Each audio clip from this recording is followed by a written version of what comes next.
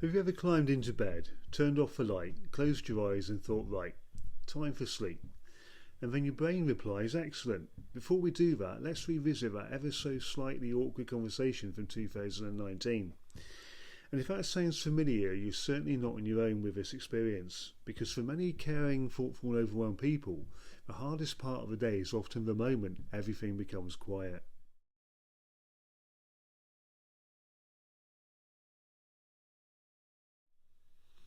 Hi, I'm Dave and welcome to today's Minecraft, the place to be for caring and overwhelmed people who want to calm their minds, overcome self-doubt and build lasting self-esteem and resilience.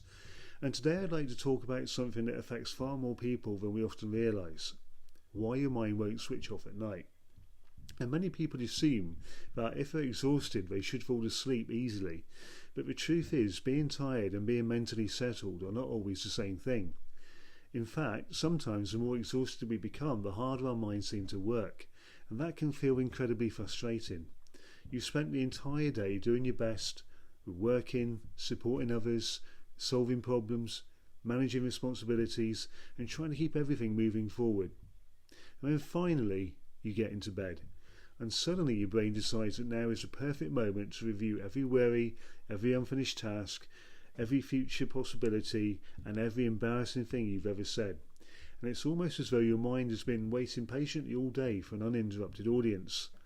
And one of the most important things to understand is this: a busy mind at night is not unusual, and very often it means you've been carrying a lot.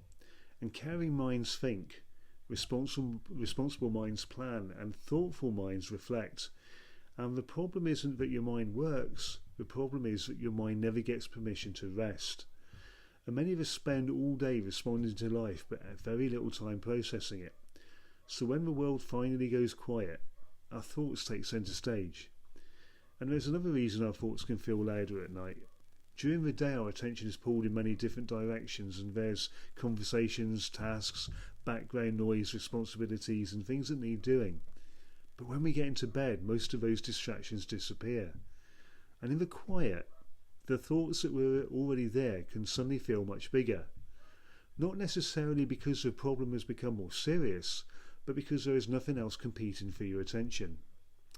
A whisper in a busy room can be difficult to hear, but that same whisper in a silent room can seem incredibly loud.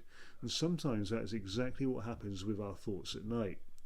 And within Minecraft, I often encourage people to remember something simple. Your thoughts are visitors. They're not commands, they're not predictions, and they're not always facts. Just because a thought arrives at 10 past midnight doesn't mean it deserves your full attention. Some thoughts are useful, and some thoughts are simply noisy, and learning the difference can be life-changing. So here's a simple exercise I like you to try, and I call it the nighttime parking space. And this involves keeping a notebook next to your bed. Nothing fancy, just a notebook. And when your mind starts racing, write down, what am I thinking about? What am I worried about? And can I do anything about this tonight? And if the answer is no, write one simple sentence: I will return to this tomorrow. And then close the notebook. And what you're doing is reassuring your brain that the thought has not been forgotten. It's simply been parked until a more useful time. You don't need to solve tomorrow at midnight, and tomorrow is perfectly capable of waiting until tomorrow. And one small suggestion I'd make is this: if possible, use a notebook rather than your phone, because phones are distracting, and you might pick up your phone with every intention of writing down one thought, and then a notification appears, or an email catches your eye, or you suddenly remember something you wanted to look up, and before you know it your brain is fully awake again. And a simple notebook doesn't send you notifications, it doesn't tempt you onto social media, and it doesn't invite you to solve the world's problems at 2 o'clock in the morning. Its only job is to capture the thought and let you get back to sleep. And once that thought is written down, you know it's safe. The goal isn't to remember everything, it's to trust that you've recorded what matters and can return to it tomorrow. And like many people, I've spent periods of my life lying awake trying to solve problems that couldn't possibly be solved at 2 o'clock in the morning. But there's another thing I've noticed. Sometimes my brain isn't worrying at all. Sometimes it's searching for an answer. Maybe it's a solution to a problem. an idea for a future video, something connected to work, or simply a thought I don't want to lose. And occasionally, just occasionally, I actually come up with the answer. Now you might think that would help me sleep. Not necessarily, because then my brain starts saying, don't forget it, don't forget it, don't forget it. As though repeating it 27 times is somehow going to improve my sleep.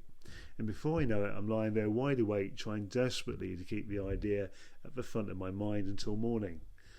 And what I've learned over time is that having something beside you to capture it, preferably a notebook, can be incredibly helpful.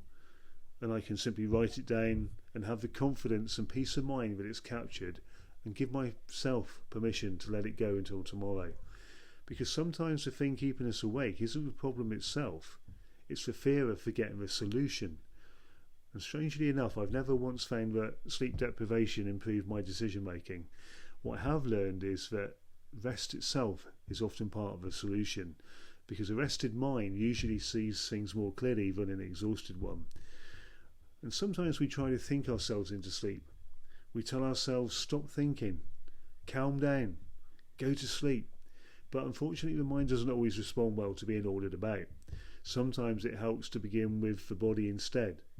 So relax your jaw, lower your shoulders, unclench your hands, and take one slow, gentle breath, and then another. Because you're not trying to force sleep to happen, you're simply sending your body a message. You are safe enough to relax now. And when the body begins to settle, the mind will often follow. And there's also a strange paradox when it comes to sleep. The harder we try to make ourselves sleep, the more awake we can feel. And we start checking, am I nearly asleep yet? How long have I been awake? How tired am I going to be tomorrow? And suddenly sleep has become another task to complete, another performance, another thing. And we feel we might be getting wrong. But sleep is not something we can force, it's something we create the conditions for. A bit like inviting a nervous cat to sit beside you, and the more you chase it, the further away it goes. And sometimes the gentlest approach is to stop demanding sleep and simply allow yourself to rest. And if sleep doesn't come straight away, try not to tell yourself that the whole night is ruined, because rest still matters. Lying quietly, breathing slowly, and allowing your body to relax is still kinder and better than fighting with yourself for hours on end. And you may not be asleep yet, but you are no longer adding frustration to tiredness. And sometimes when we remove the pressure, sleep arrives more naturally.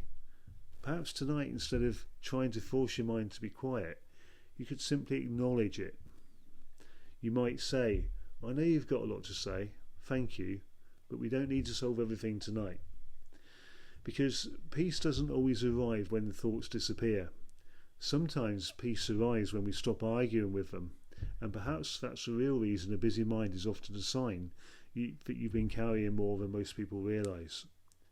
So be gentle with yourself. Rest is not something you have to earn, it's something you deserve. So if this video has been helpful to you, please consider subscribing, sharing it with someone who might benefit, and let me know in the comments whether your mind likes to become an amateur life coach at midnight too. Thank you for being here. Take good and kind care of yourself, and I'll see you in the next video. Bye for now.